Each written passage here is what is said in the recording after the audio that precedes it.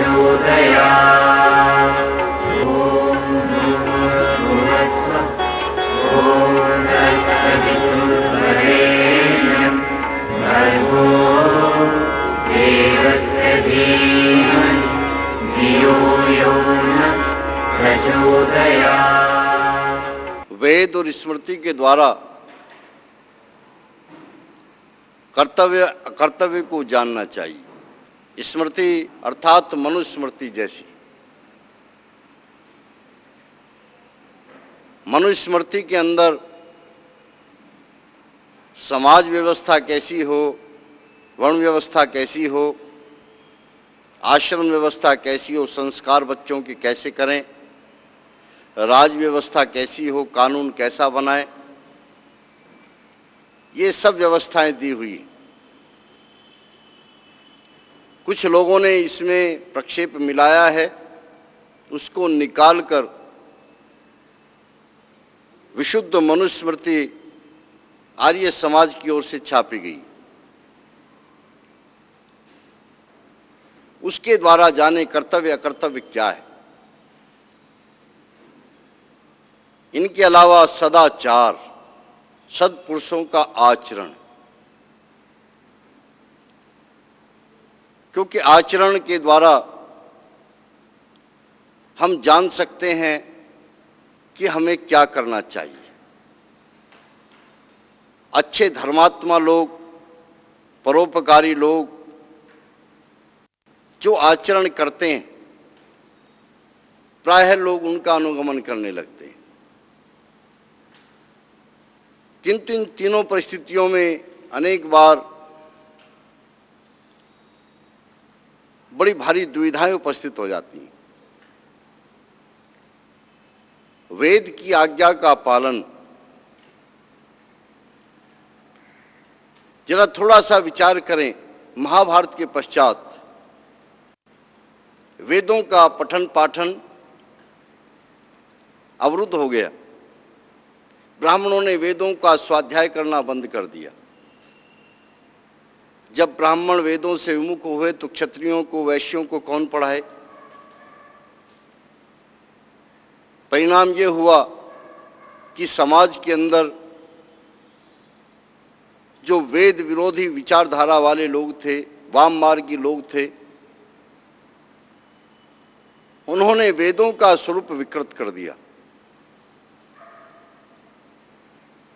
राजाओं को खुश करने के लिए, दूसरे खुश करने के लिए, उनकी इच्छाओं के अनुकूल वेदों के शब्दों के अर्थों को करके अर्थ का अनर्थ कर दिया। किसी राजा ने पूछा, ब्राह्मण देवता, मांस खाने को मन करता है, मांस खाना चाहिए कि नहीं। ब्राह्मणों ने कहा, खाने में क्या परेशानी है, खूब खाओ, डर किस बात का है। क्षत्रिय कहने लगे कि डर केवल एक है कि कहीं हमसे पाप न हो जाए, क्योंकि वेद की आज्ञा के विरुद्ध आचरण करना पाप है। मांस खाने का विधान वेद में यदि नहीं है और हम करेंगे तो पाप हो जाएगा। आप क्या कहते हैं? ब्राह्मण देवता जो उस समय तथाकथित ब्राह्मण जिनको कहना चाहिए, गुण कर्म स्वभाव के आधार पर ब्राह्मण नहीं, एक वर्ग विशेष का ब्राह्मण के यहाँ उत्पन्न हुआ तो ब्राह्मण बन गया, पढ़े न पढ़े।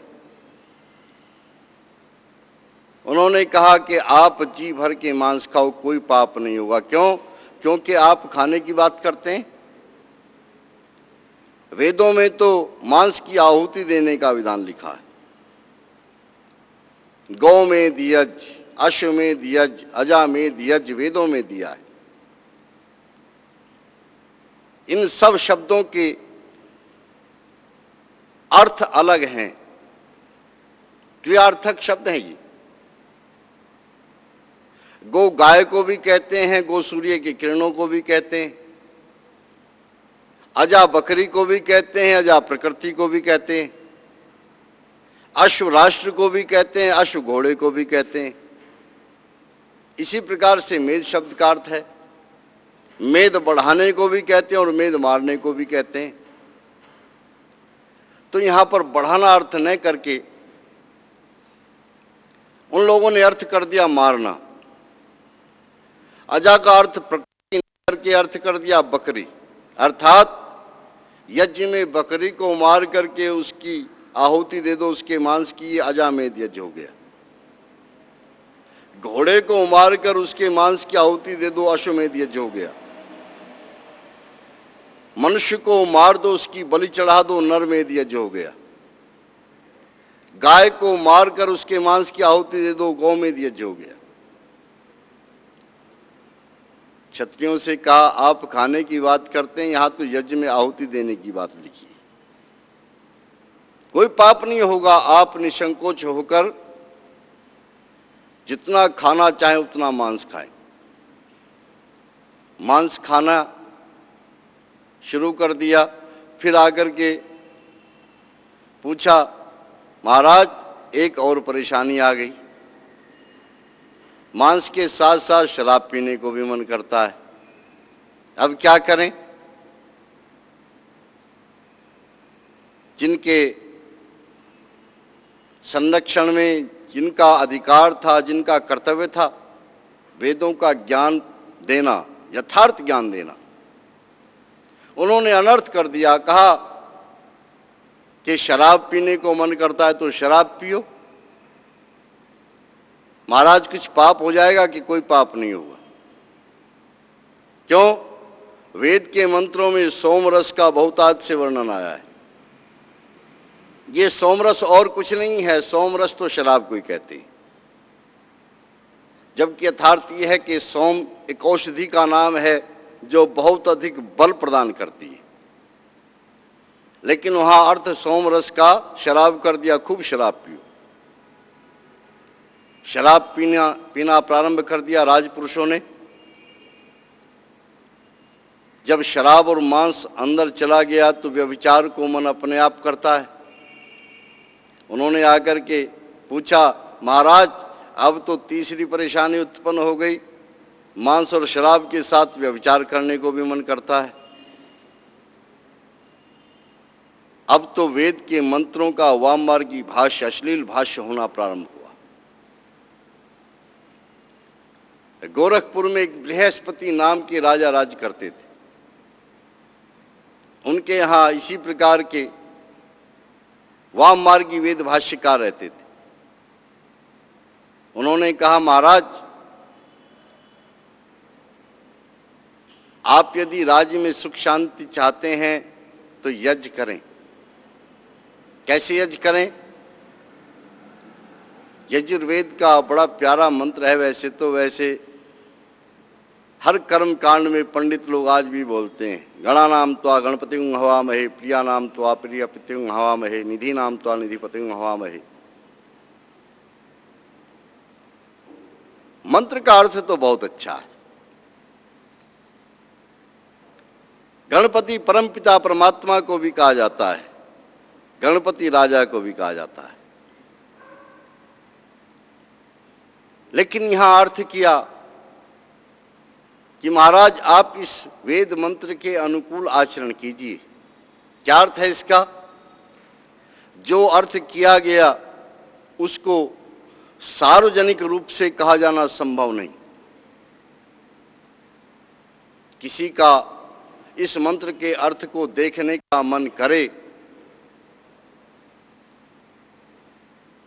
महर्षि स्वामी दयानंद सरस्वती ने ऋग्वेदादि भाष्य भूमिका में इस मंत्र का जो महीधर ने अर्थ किया है वह दिया हुआ है, वहां देख लेना और महीधर के भाष्य में देख लेना।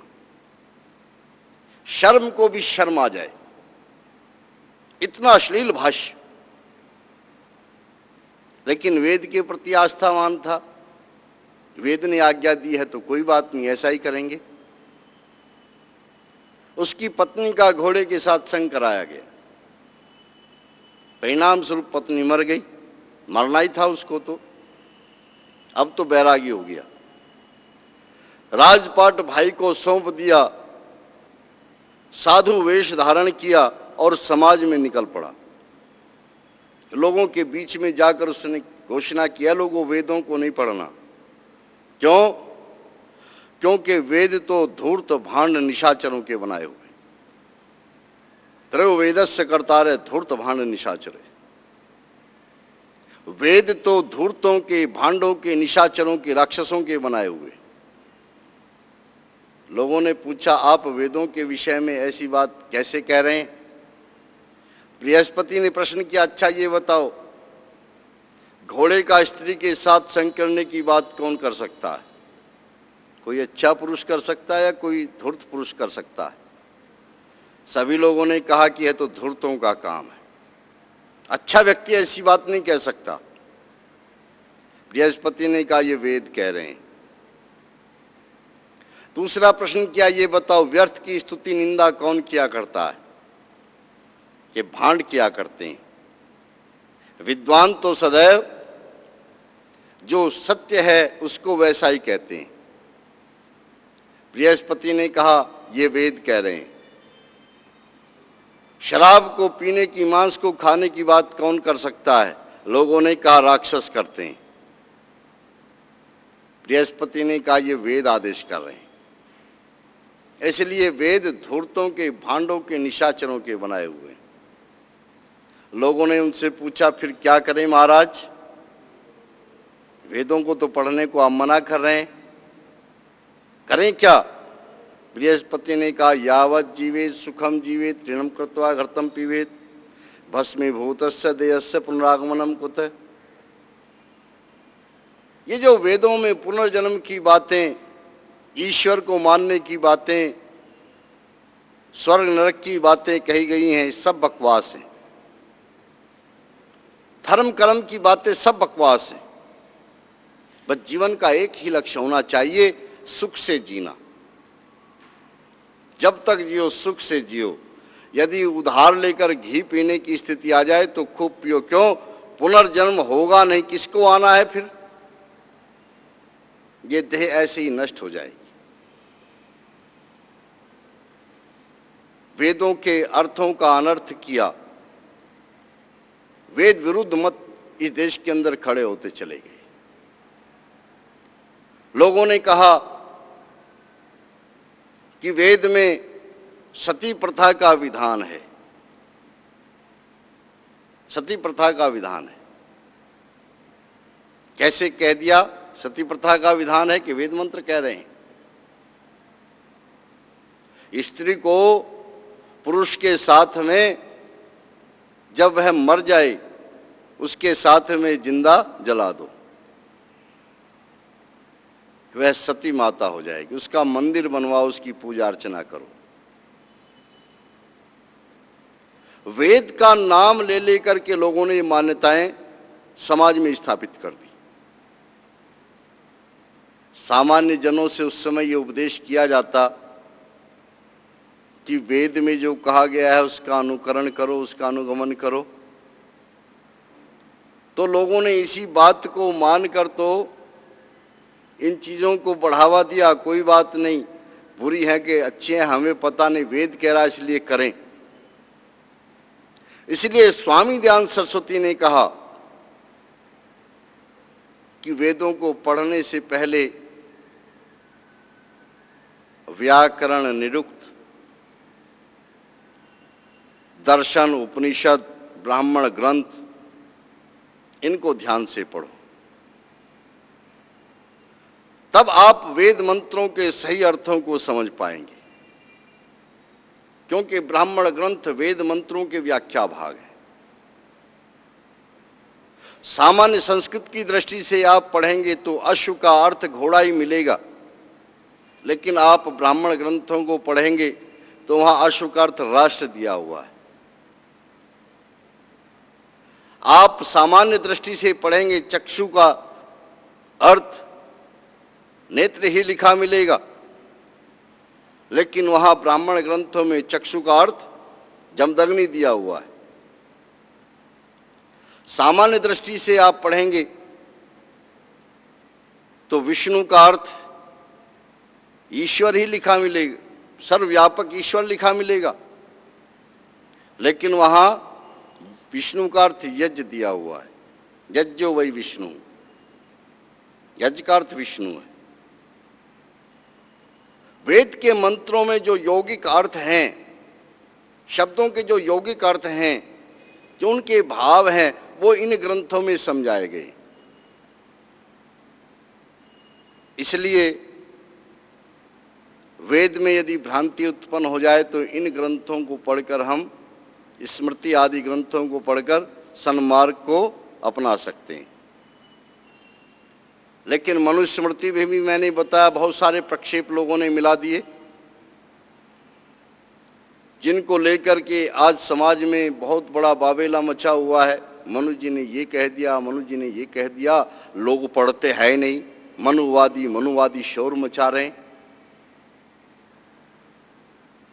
शोर मचा रहे हैं।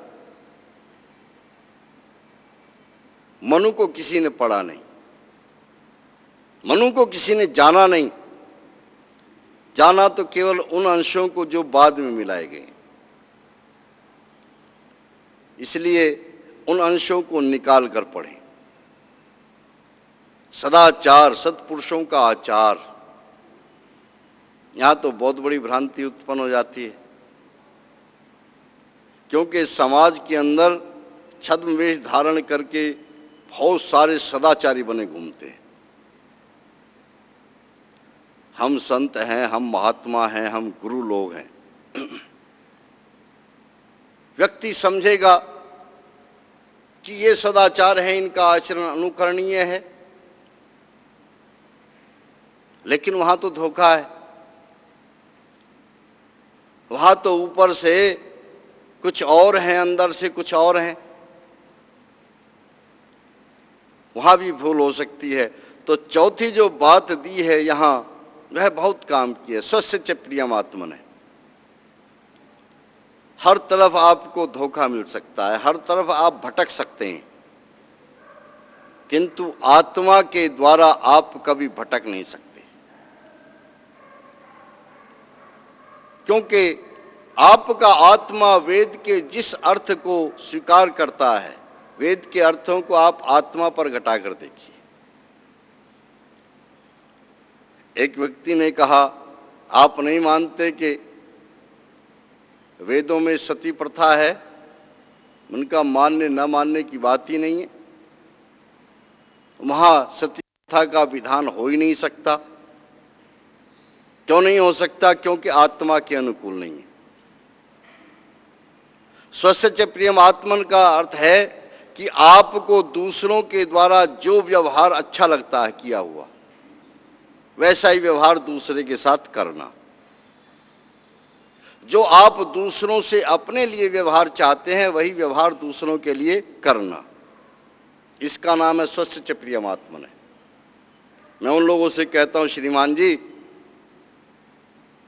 आप यदि सती प्रथा को वेदों में मानते हैं तो हम भी मानने लगेंगे, लेकिन जरा कृपा करके आपके यहाँ कोई बेटी है कि नहीं ये बता दें। चलेंगे कि हाँ बेटी है, शादी हो गई कि हाँ हो गई।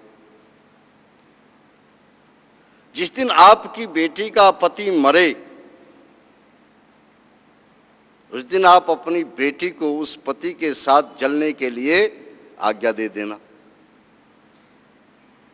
आपकी बेटी को जिस दिन जला जाएगा, उस दिन आप अपने आप से पूछना कि ये वेदों में हो सकता है कि नहीं हो सकता है।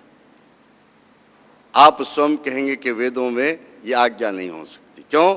आप अपने लिए नहीं, दूसरे की बेटी को जलता हुआ देखकर सती माता कहना बहुत आसान है। अपनी बेटी को जलता हुआ देखकर नारा लगाओ ना, सती माता, पता लग जाए क्या है धर्म और क्या है आपकी आत्मा के अंदर। अपनी आत्मा से पूछो, आपको क्या अच्छा लगता है। जो दूसरों का व्यवहार आपको अपने लिए अच्छा लगता है, वही दूसरों के साथ करो। एक परिवार में हम गए तो उस परिवार में एक माता हमको दिखाई दी, बिल्कुल चुपचाप बैठी हुई, गुमसुम, भोजन करने के बाद हमने पूछा, माता जी आप उदास हैं, कोई परेशानी? कि ना जी और तो कोई परेशानी नहीं है, एक आज बड़ी भारी चिंता है, बड़ा भारी दुख है। क्या है? कि मेरी एक बेटी है। हमने सोचा बेटी होने का दुख होगा इनको। मैंने कहा बेटी होना कोई दुख की बात थोड़े, ये बेटी तो सभी के यहाँ होती है, और बेटी जिस घर में होती है उस घर में खुशहाली होती है। बेटी तो गृहस्थी के प्राण है। बेटी होना कोई बुरी बात थोड़ा ही है। कि नहीं पंडित जी ये बात नहीं है, बेटी है, ठीक है, उसकी शादी हो गई। शादी हो गई हो तो और भी अच्छी बात है। क्या लड़का अच्छा नहीं मिला? कि नहीं, लड़का तो बहुत अच्छा है, देवता है। घर ठीक नहीं है? कि नहीं, घर भी बहुत अच्छा, हमसे बहुत बड़े लोग हैं। लड़की का ससुर दुखी करता है कि ना? फिर आपको परेशानी क्या है? कि वो जो लड़की है ना, उसकी जो सास है वो मेरी बेटी को बहुत दुखी रखती है, रात दिन परेशान करती है उसको, और मेरी बेटी खून के आंसू रोती है। वो जब कभी मुझे फोन करती है और ये सब बताती है तो मेरा कलेजा फटने लगता है। वो कह रही थी, उसके पीछे एक स्त्री खड़ी हुई थी, बात हम कर रहे थे और वो हमारी तरफ को देख करके बार बार इशारा कर रही थी उसकी तरफ को। उसका कहने का अभिप्राय था कि इससे भी तो पूछो कि ये मेरे साथ क्या करती है। हमने पूछ लिया, माता जी ये जो पीछे खड़ी हुई हैं बहन जी, ये कौन है? अब देख करके उसको माथे पर हाथ मार करके कहने लगी, पंडित जी एक दुख हो तो बताऊं भी। एक ये देखो, ये मेरे लड़के की बहू है। जब से घर में आई तब से बस घर के ऊपर तो मानो आपत्ति का पहाड़ टूट पड़ा। जब घर में आई थी, जिस दिन शादी होकर की आई थी, उसी दिन मेरा पैर फिसल गया था, चोट लग गई थी पैर में। मैं तभी समझ गई थी कि बहू अच्छी नहीं आई। इसके पैर देखो पूरे जमीन पर पड़ते हैं। जब खाना खाती है तो चप चप करती है, न बैठने का सहूर, न उठने का सहूर, न बात करने का सहूर। मेरे बेटे के तो भाग ही फूट गए। मैंने कहा माता जी बस यहीं ठहर जाओ, आगे मत बढ़ो, इसकी भी तो माँ होगी ना। कहने लगे कि हाँ है, और ये अपनी माँ को फोन पर आप जो इसे कह रही है ना वो बताती होगी कि हाँ। और वो जैसे तुम उदास बैठी हो ना, गाली दे रही हो अपनी बेटी की सास को, ऐसे ही वो इसकी माँ भी तुम्हें गाली दे रही होगी। पावर हाउस तो वो है, स्विच वहां दबता है बल्ब या जलता है। तुम ये चाहती हो ना तुम्हारी बेटी सुखी रहे, उसकी सास उसे सुखी रखे, परेशान न करे, ये तो चाहती हो ना कि हाँ। तो तुम दूसरे की बेटी को सुखी रखो। दूसरे की बेटी तुम्हारे घर में है, उसे सुखी रखो, तुम्हारी बेटी अपने आप सुखी रहेगी। तुम चाहती हो कि तुम्हारी बेटी सुखी रहे और दूसरे की तुम्हारे यहाँ आई हुई बेटी दुखी हो, चाहे सुखी रहो, कोई परवाह नहीं। ऐसा नहीं हुआ करता। स्वस्य प्रियमात्मने, जैसा अपने लिए चाहते हो वैसा ही दूसरे के साथ व्यवहार करो। ये आचार का सबसे उत्तम तरीका है। चाहते हो कोई तुमको गाली न दे तो आप भी किसी को गाली मत दो। चाहते हो कोई तुम्हारे साथ धोखा नहीं करे, तुम भी किसी को धोखा मत दो। चाहते हो कि कोई कटु शब्द न बोले तो आप भी कटु शब्द किसी को मत बोलो। आप ये चाहते हैं सब आपका सम्मान करें, आप भी दूसरों का सम्मान करना सीखो। आप किसी का सम्मान न करें और चाहे कि दूसरे आपका सम्मान करें, कैसे होगा? उसी का सम्मान होता है जो दूसरों का सम्मान करना सीखता है। उसी को आदर मिलता है जो दूसरों को आदर देना सीखता है।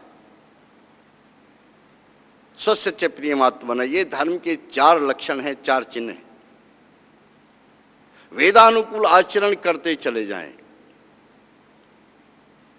और जो वेद के विरुद्ध है उसको छोड़ दें। आचार में आगे बहुत अच्छी सामाजिक और पारिवारिक बातें स्वामी दयानंद सरस्वती लिख रहे हैं कि देखो 4 वर्ण हैं, ब्राह्मण, क्षत्रिय, वैश्य और शूद्र। वर्ण, आज जिसको कंपटीशन कहने लगे ना, कंपटीशन, प्रतियोगिता, उसी को हमारे यहां वर्ण कहते थे। जाति से वर्ण निश्चित नहीं होता था, जन्म से निश्चित नहीं होता था। जैसे आज जो एक्सपर्ट लोग हैं ना, वे कंपटीशन में मार्क्स देते हैं, ये इंजीनियरिंग में जाने के लिए योग्य हो गया, ये योग्य नहीं है, ये डॉक्टरी में जाने के योग्य हो गया, ये योग्य नहीं है, ये आईएएस बनने के योग्य है, ये नहीं है। कंपटीशन के आधार पर अंक दिए जाते हैं ना। ऐसे ही जब ब्रह्मचारी गुरुकुल में जाता था तो उनका आचार्य निश्चित करता था, ये फला वर्ण में जाने के योग्य है, ये फला वर्ण में जाने के योग्य है, ये फला वर्ण में जाने के योग्य है। यह है मनुष्य स्मृति का विधान। अपने आप कोई निश्चित नहीं करता था, जैसे आज निश्चित नहीं कर सकते। कंपटीशन में बैठ सकते हैं आप, पास होना न होना यह तो आप जो प्रश्न पत्र हल कर रहे हैं उसके ऊपर निर्भर करेगा। जो जांच करता है वो निश्चित करेंगे कि आप जाने के योग्य हैं कि नहीं हैं। ठीक ऐसे ही आचार्य लोग निश्चित करते थे। ये वर्ण व्यवस्था थी। और जो तीनों में जाने के योग्य नहीं होता था उसको कह देते थे कि ये फेलियर है। के लोग एक प्रश्न करते हैं कि साहब यदि ऐसा था तो हम देखते हैं कि क्षत्रियों में क्षत्रिय ही उत्पन्न होते चले गए, वैश्यों में वैश्य उत्पन्न होते चले गए, ब्राह्मणों में ब्राह्मण उत्पन्न होते चले गए, और थोड़े बहुत उदाहरण हैं उंगलियों पर गिनने लायक के जो वर्ण परिवर्तित हुए, अर्थात ब्राह्मण के यहाँ उत्पन्न हुआ तो वह शूद्र वर्ण में चला गया, और जो शूद्र के यहाँ उत्पन्न हुआ वह ब्राह्मण बन गया। थोड़े बहुत उदाहरण हैं। यह क्या कारण है? मन का इस कारण को जानना है तो आप समाज में घूमकर देख लो। आपको आशंका करने का अवकाश नहीं मिलेगा। वकील के यहाँ कोई बच्चा जन्मता है तो उसके वकील बनने के चांस ज्यादा होते हैं, है ना। वकील का बेटा प्राय वकील बन जाता है, डॉक्टर का बेटा प्राय डॉक्टर बन जाता है। जो जिस मिलिट्री में कोई होता है उसके बच्चे प्राय मिलिट्री में जाते हैं। क्यों? एक वैज्ञानिक प्रक्रिया है। आज सारे शिक्षाविद, सारे मनोवैज्ञानिक इस बात को मान रहे हैं कि हमारे व्यक्तित्व के ऊपर 2 चीजों का बड़ा भारी प्रभाव होता है, वंशानुक्रम का और पर्यावरण का। वंशानुक्रम अर्थात माता पिता से जो गुण लेकर उत्पन्न होता है बच्चा, वो वंशानुगत गुण कहलाते हैं। और दूसरा जो उसको समाज में आने के बाद पर्यावरण मिलता है। अब माता पिता के अंदर जो योग्यता है वही तो गुण लेकर के बच्चा आएगा। ब्राह्मण के बेटे में पहले से ब्राह्मण के गुण ज्यादा मिलेंगे, क्षत्रिय के बेटे में माता पिता क्षत्रिय हैं तो उसके गुण ज्यादा मिलेंगे। वंशानुक्रम से, अपनी ओर से नहीं कह रहा हूं। और आने के बाद वातावरण भी उनको वैसा ही मिलेगा जिसमें उनके व्यक्तित्व का विकास हो रहा है। ब्राह्मण के घर बच्चा पैदा होगा तो उसको ब्राह्मणत्व का, ज्ञान का पर्यावरण मिलेगा। ब्राह्मण का, तथाकथित ब्राह्मण का नहीं, जाति वालों का नहीं, कि जो संस्कार करते घूमते हैं ये ब्राह्मण। ऐसा नहीं, जो वेद आदि शास्त्रों के पढ़ने पढ़ाने वाले, वैसा ही वातावरण मिलेगा। ज्ञान के क्षेत्र में काम करने वाले, बचपन से बच्चा सीख रहा है, उनसे पर्यावरण उसको वैसा ही मिल रहा है, वैसी संस्कार, दोनों चीजें जैसी मिली वैसा ही विकसित होकर के आगे बढ़ा, तो आगे चल करके वह ब्राह्मण की धारा में बहेगा क्षत्रिय की। निश्चित रूप से ब्राह्मणत्व के गुण उसमें ज्यादा मिलेंगे। हाँ, कभी कभी हो जाता है कि देवता के यहाँ राक्षस का जन्म हो जाता है और राक्षस के यहाँ देवता का ही कभी कभी होता है। कंस जैसों का जन्म, पुलस्त के यहाँ रावण जैसों का जन्म, पुलस्त कुल में विश्रवा के यहाँ कभी कभी होता है, हमेशा नहीं होता। अपवाद रूप में घटनाएं विपरीत भी घटती हैं और उन्हीं के द्वारा इतिहास में दृष्टांत दिए जाते हैं कि ब्राह्मण के यहाँ जन्मा हुआ भी यदि गुण क्रम स्वभाव से ब्राह्मण नहीं है तो शूद्र कुल में भेजा जा सकता है, लेकिन अधिक जो गुंजाइश होती है उसकी ब्राह्मण बनने की होती है। तो इसीलिए विधान दे रहे हैं स्वामी दयानंद सरस्वती के ब्राह्मण के बेटे का 16 वर्ष की आयु में, क्षत्रिय के बेटे का 21 वर्ष की आयु में, 18 वर्ष की में, और वैश्य के बेटे का 21 वर्ष की आयु में, और शूद्र के बेटे का 24 वर्ष की आयु में केश छेदन संस्कार हो जाना चाहिए।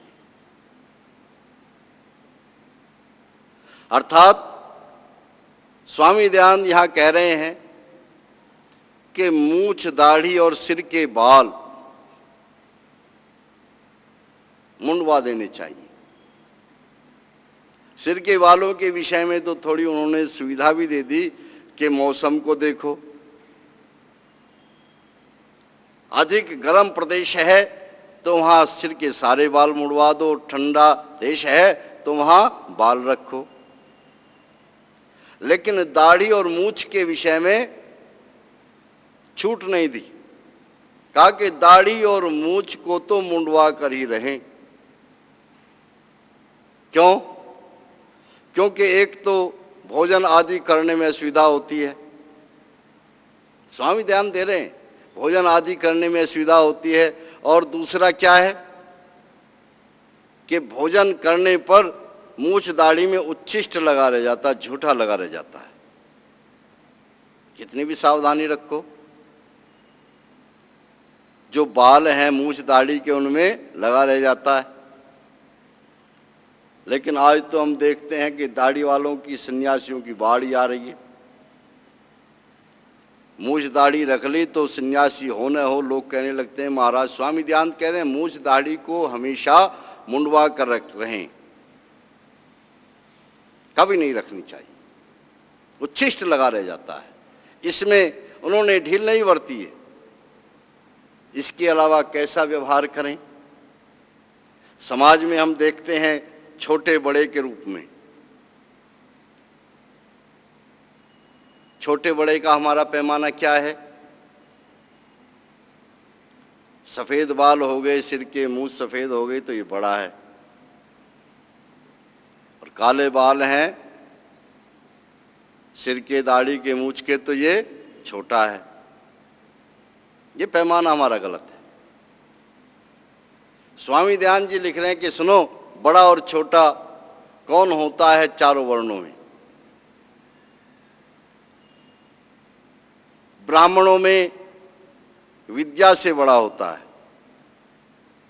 क्षत्रियों में बल से बड़ा होता है, वैश्यों में धन से बड़ा होता है, और शूद्रों में आयु से बड़ा होता है।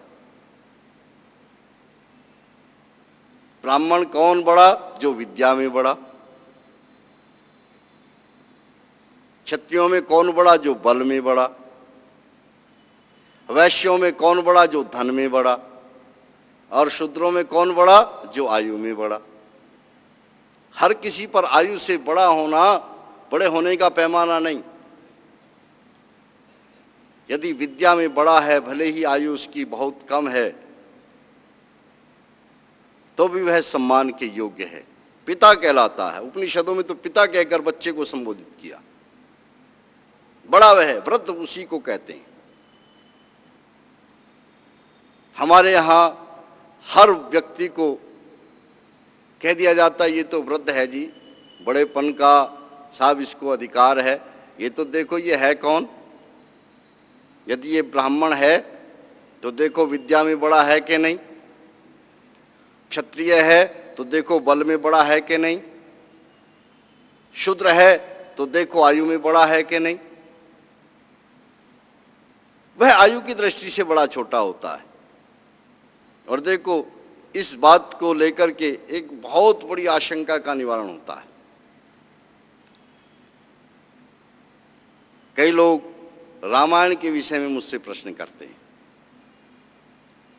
सीता जी की खोज करने गए हनुमान जी, समुद्र को पार किया, चुप गए, रात्रि की प्रतीक्षा करने लगे। जैसे ही रात हुई तो लंका में प्रवेश करने के लिए आगे बढ़े तो द्वार पर लंका नाम की राक्षसी खड़ी थी पहरे पर। हनुमान जी ने आगे बढ़ने की चेष्टा की, फिर विचार किया कि मुझे आगे बढ़ने से पहले परिवर्तन करना है। तो वहां लिखा हुआ है कि हनुमान जी ने छोटा रूप धारण किया। इसका अभिप्राय लोग लगा लेते हैं कि हनुमान जी छोटे से हो गए, मक्खी जैसे, और ये बन करके लंका में प्रवेश किया। लेकिन आगे का जब वर्णन पढ़ते हैं तो फिर सोचने के लिए बाध्य होते हैं। छोटा रूप धारण करके आगे बढ़े तो लंका ने रोक लिया। इतने छोटे रूप में लंका ने देख कैसे लिया? यदि वही रूप मानते हो छोटा होना, तो उसमें देख कैसे लिया? फिर तो दरवाजे से जाने की जरूरत ही नहीं थी, इधर उधर से कहीं से भी निकल जाते।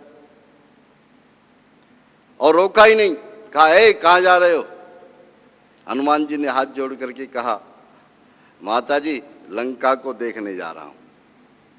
बहुत चर्चा सुनी कि स्वर्ग की इंद्रपुरी से भी अधिक सुंदर है लंका।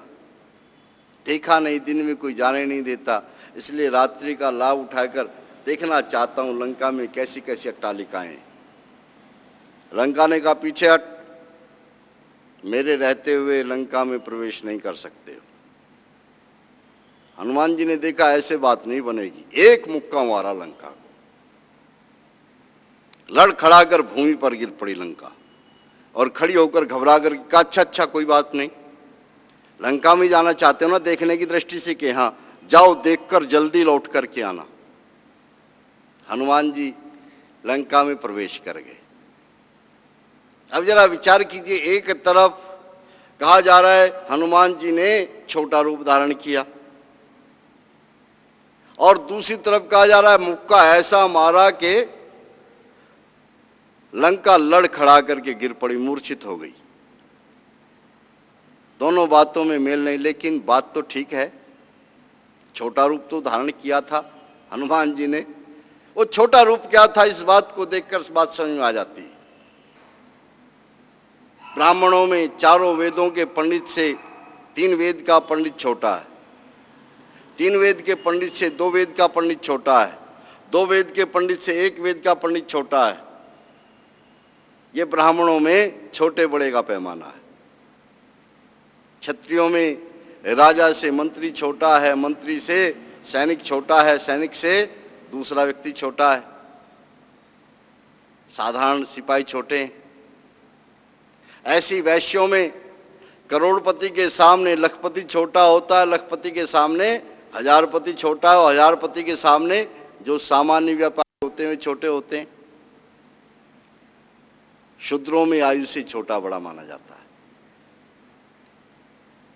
हनुमान जी सेनापति थे, महामंत्री थे,